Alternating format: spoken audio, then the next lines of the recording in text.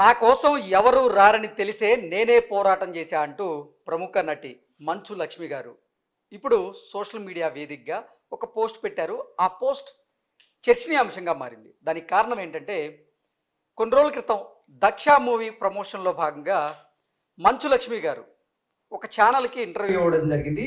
ఆ ఛానల్లో సీనియర్ సినీ జర్నలిస్ట్గా పనిచేస్తున్నటువంటి ఒక జర్నలిస్ట్ ఆవిడ ధరించేటువంటి దుస్తుల మీద ఒక ప్రశ్న అడిగారు.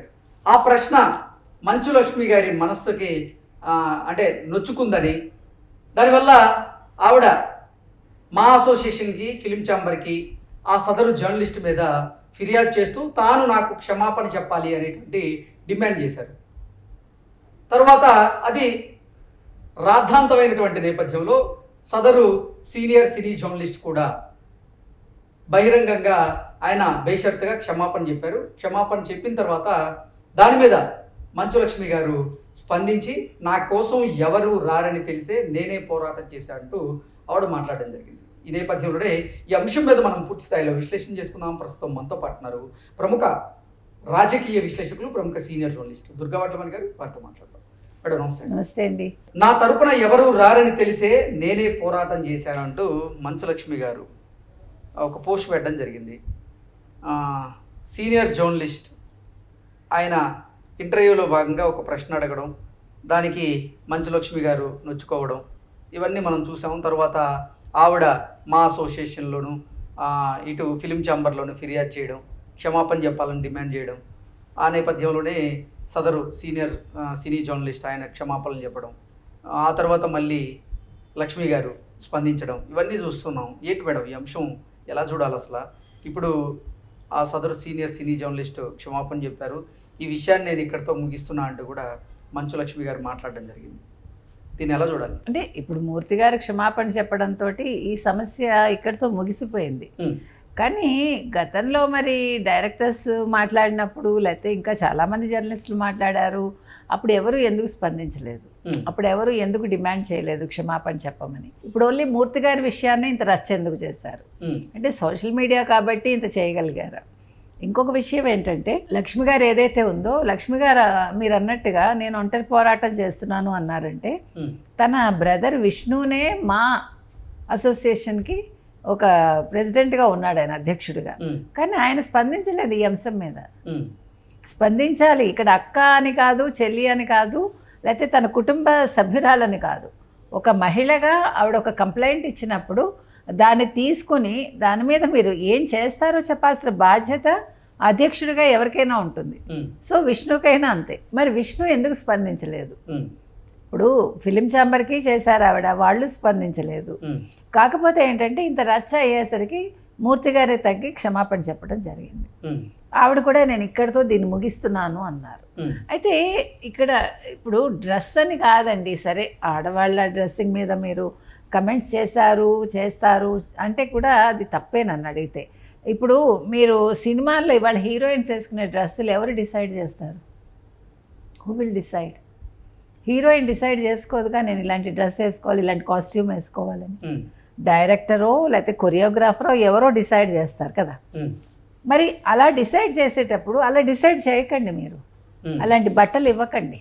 ఓకే, ఎందుకు ఇవ్వద్దు అంటున్నానంటే వేసుకోవడం వేసుకోకపోవడం అనేది పక్కన పెట్టండి, ఎవరి ఇండివిజువాలిటీ వాళ్ళది.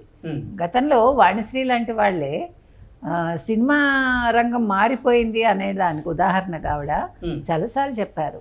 నేను ఒక డ్రెస్ నాకు ఒక డైరెక్టర్ ఇచ్చినప్పుడు నేను ఇది వేసుకోను అన్నాను అంటే, నేను ఎన్టీ రామారావు గారిని అడిగితే నిర్మాత ఏం చెప్తే అది చెయ్యాలి అని ఆయన చెప్పారు. తర్వాత నేను డిసైడ్ అయ్యాను, నేను మ్యారేజ్ చేసుకుని ఇండస్ట్రీ నుంచి వెళ్ళిపోయానండి ఆవిడ. అంటే హీరోయిన్స్కి ఎందుకని మీరు ఇలాంటి డ్రెస్సులు వేసుకోవాలి, ఇలా ఎక్స్పోజర్ తోటే సినిమా నడుస్తుందా? కాదుగా. ఇప్పుడు జయసుధ కూడా కొత్తలో ఆవిడ హీరోయిన్ అయిన కొత్తలో చాలా డ్రెస్ సెన్స్ చూస్తే మీరు చాలా ఇదిగా ఉంటుందన్నమాట. అంటే ఆవిడ ఇలాంటి వేసుకున్నారా అని మీరు ఆశ్చర్యపోతారు. ఈవెన్ సావిత్రి మలయాళం సినిమాలో నటించింది ఆవిడ. అంటే మనం ఊహించాం కదా, మీకు దొరుకుతుంది, మీరు నెట్లో కొడితే దొరుకుతుంది.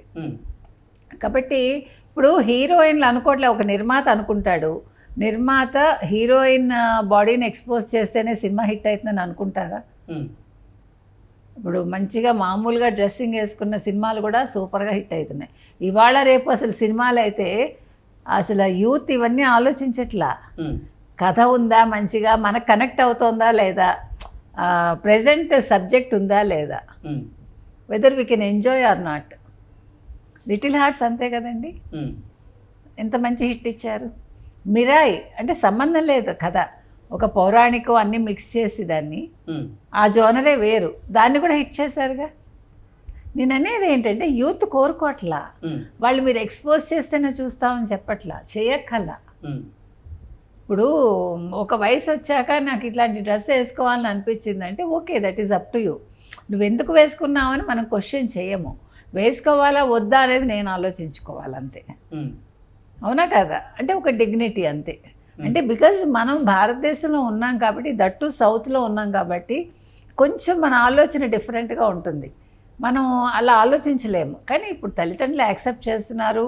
ఇప్పుడు మన హైదరాబాద్ రోడ్ల మీద చూస్తూ ఉన్నాము, చిన్న చిన్న గౌన్లు వేసుకుని అమ్మాయిలు వెళ్తున్నారు, ఎవడు పట్టించుకోవట్లా. అది వేసుకోవడం తప్పని నేను ఎప్పుడు చెప్పను, అది నాకు అనవసరం కూడా, దట్ ఈస్ నాట్ మై ఇది కదా. ఇప్పుడు మీరు ఇలా ఉండాలి అని చెప్పడానికి నేనెవరు కదా. వాళ్ళ పేరెంట్స్ ఇష్టం, లేదు అమ్మాయి ఇష్టం, ఎవరి వ్యక్తిగత అభిప్రాయాలు వాళ్ళవి. ఒకవేళ పెళ్ళైతే భార్యాభర్తలు ఇష్టం, వాళ్ళకి ఇష్టమైతే ఉంటారు, అది వాళ్ళు డిసైడ్ చేసుకుంటారు.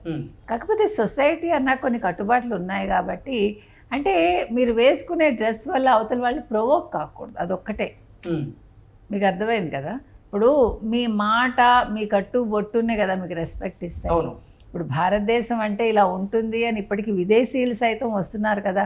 ఇటీవల కాలంలో మీకు ఎంతో మంది ఇంటర్వ్యూస్ ఇస్తున్నారు. ఒక రష్యన్ మహిళ ఇచ్చారు, ఇంకేదో దేశం నుంచి వచ్చిన ఆవిడ, నాకు ఇక్కడ చాలా నచ్చింది, నేను చాలా కంఫర్టబుల్గా ఉన్నాను, నాకు ఇక్కడ కట్టుబొట్టు నచ్చింది, ఇక్కడ ఆహారపు అలవాట్లు నచ్చాయి, ఇక్కడ కుటుంబ వ్యవస్థ నచ్చింది నాకు అంటూ చాలామంది ఈ మధ్యకాలంలో ఇంటర్వ్యూస్ ఇవ్వటం జరుగుతోంది. కాబట్టి నేను అనేది ఏంటంటే, మీరు ఎందుకు వేసుకున్నారు అని ఎవరు ప్రశ్నించకూడదు, కానీ మనకి మనం ఆలోచించుకుంటే బాగుంటుంది అనేది నా అభిప్రాయం. అది కూడా తప్పంటే నేనేం చేయలేను, అది కూడా చెప్తున్నా. ఎనీవేస్, మూర్తి గారు క్షమాపణ చెప్పడంతో ఈ మొత్తం ఇష్యూ ఇక్కడితో ముగిసిపోయింది, మంచిదే ఇది. కాకపోతే ఏంటంటే నెక్స్ట్ టైం ఇంటర్వ్యూ చేసేటప్పుడు ఎవరైనా 1-2 సార్లు ఆలోచించుకుంటే బాగుంటుంది, ఏదైనా ఒకటి మాట్లాడే ముందు.